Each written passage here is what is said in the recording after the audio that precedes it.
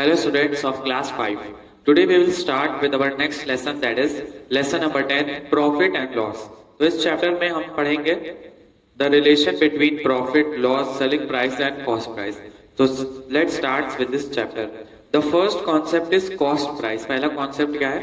Cost price. Cost price क्या होता है? Cost price is a price at which an article is purchased. जिस पैसे से हम कोई सामान खरीदते हैं उसको हम कहते हैं कॉस्ट प्राइस। अब एग्जांपल के तौर पे समझिए कि suppose you went to a stationery shop to buy a notebook. आप एक स्टेशनरी शॉप पे गए, वहां पे आपको नोटबुक खरीदनी थी, ठीक है। तो आपने कितने रुपए की नोटबुक खरीदी? आपने 10 रुपीज की नोटबुक खरीद ली। कितने रुपए की नोटबुक खरीद ली आपने? 10 रुपीज की। तो कॉस्ट प्राइस क्या हो गई नोटबुक की? 10। कॉन्सेप्ट सिंपल है, ठीक है। कॉस्ट प्राइस क्या होता है? Cost price is a price at which an item is purchased. जिस दाम पे, जितने पैसे पे एक आर्टिकल को परचेज किया जाता है उसी की वो होती है कॉस्ट प्राइस। जैसे यहाँ पे मैंने नोटबुक खरीदी थी, नोटबुक को मैंने 10 रुपए में खरीद लिया था, तो वो हो गई उसकी कॉस्ट प्राइस, ठीक है। सिंपल है। अब नेक्स्ट होता है सेलिंग प्राइस। नाम ही से आप समझ रहे होंगे सेलिंग। सेलिंग मतलब क्या होता है? बेचना। तो सपोज करिए कि आपने जो 10 रुपए की नोटबुक थी, उसको आपने 20 रुपए में बेच दिया। कितने रुपए में बेच दिया? 20 रुपए में। तो वो हो जाएगी उसकी selling price. The price at which an article is sold off.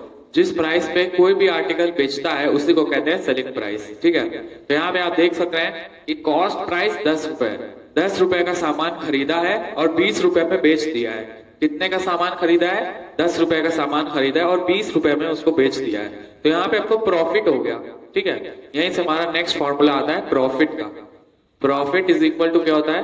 Profit is equal to होता है सेलिंग प्राइस, जितने में आपने सामान बेचा माइनस कॉस्ट प्राइस, जितने में आपने सामान खरीद लिया। तो यहाँ पे सेलिंग प्राइस कितना है? 20 माइनस कॉस्ट प्राइस कितना है? 10। यहाँ पे टोटल प्रॉफिट जो आ गया स्टूडेंट्स वो हो गया ₹10 का, ठीक है। सिंपल कॉन्सेप्ट है, ये प्रॉफिट हो गया। अब सपोज करिए एक और कंडीशन में ले लो, ये आपका फर्स्ट कंडीशन थी। नेक्स्ट कंडीशन है, सपोज करिए अगर आपने आप समझिए आपने एक मार्कर खरीद लिया या आपने डस्टर खरीद लिया। क्या खरीदा आपने? डस्टर परचेज किया, ठीक है। कितने रुपए का परचेज किया आपने? 10 रुपीज का डस्टर परचेज कर लिया।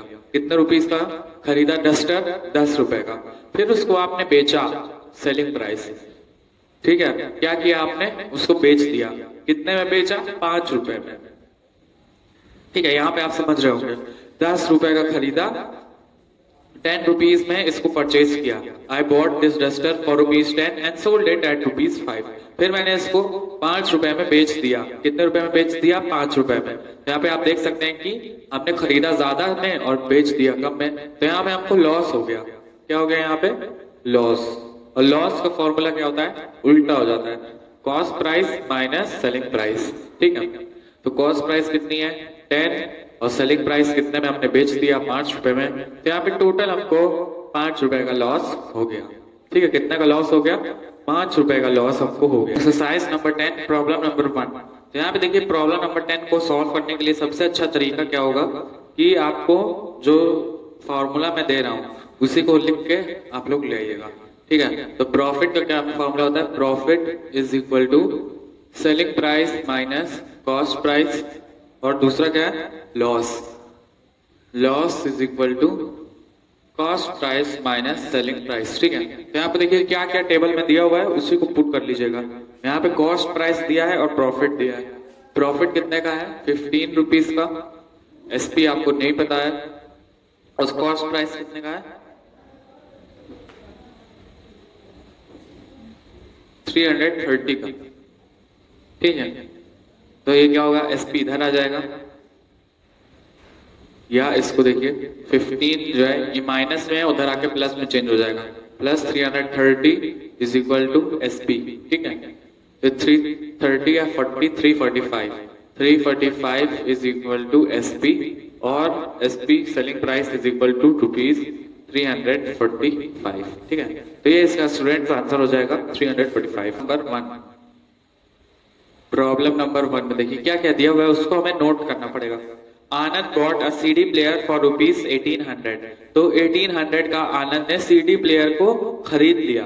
अब खरीद लिया मतलब वो उसकी कॉस्ट प्राइस हो जाएगी। तो यहाँ पे हम लोग लिख देंगे cost price is equal to rupees 1800। ठीक है, अब देखिए क्या क्या दिया हुआ है, and sold it at a profit of rupees 125। कितने रुपए के प्रॉफिट पे बेच दिया उसको? 125 पे। ठीक है, तो यहाँ पे प्रॉफिट कितना हो गया उसका? रुपीज, प्रॉफिट कितना हो गया यहाँ पे? रुपीज 125। ठीक है, हमको क्या फाइंड करना है? Therefore selling price. Selling price हमको यहाँ पे स्टूडेंट्स निकालनी है। 1800 का उसने 1800 का सीडी प्लेयर परचेज किया और 125 के प्रॉफिट पे उसको बेच दिया। ठीक है, हमको सेलिंग प्राइस निकालना है, कितने में उसने आखिर सेल किया है। ठीक है, तो यहाँ पे देखिए हम लोग फॉर्मूला लिख देंगे, प्रॉफिट का क्या फॉर्मूला होता है? Profit is equal to selling price minus cost price. ठीक है, प्रॉफिट कितना है? 125, इसी के नीचे लिख दे रहे हैं। और एसपी कितना है? एसपी हम लोग को पता नहीं है, तो यहाँ पे SP minus CP, cost price कितना है? 1800, 1800। अब ये देखिए इज इक्वल टू के लेफ्ट राइट साइड में है, जब ये इज इक्वल टू के उस साइड में जाएगा तो ये माइनस जो है वो प्लस में चेंज हो जाएगा। ये आपको पहले ही पता होगा, ये लिखा है और, ओ और आर और। ठीक है, तो 125 है, जब ये इज इक्वल टू के लेफ्ट साइड में आएगा तो ये माइनस जो है वो प्लस में चेंज हो जाता है। ये आपको पता ही होगा पहले से, तो यहाँ पे मैं लिख दूंगा plus 1800 is equal to SP. ठीक है, अब इसको ऐड कर दीजिए और selling price is equal to rupees कितना होगा? 1800, 1900, 1925। ठीक है, और यही आपका स्टूडेंट्स आंसर होगा। सिंपल प्रॉब्लम है, 3-4 लाइन में इसको मैंने सॉल्व कर दिया है। ठीक है, सेलिंग प्राइस क्या होगा? 1800 प्लस 100, 1900 प्लस 25, तो 1925, 1925 जो है उसका आंसर होगा। ठीक है, अब नेक्स्ट में आइए देखिए प्रॉब्लम नंबर 3। जो हमें दिया रहता है उसको पहले हम कॉपी कर लेंगे। ठीक है, जो जितनी चीजें, जैसे यहाँ पे कॉस्ट प्राइस दिया है, प्रॉफिट दिया है, तो जो हमको दिया हुआ उसको पहले हम कॉपी कर लेंगे, फिर यहाँ पे हम इसको फाइंड कर लेंगे। ठीक है, प्रॉब्लम नंबर 3 में देखिए, a car repair shops buys an old car for rupees 65320, 65,320। तो आप देखिए बाइज मतलब क्या हुआ कि उसकी कॉस्ट प्राइस है, उतने में उसने खरीदा है।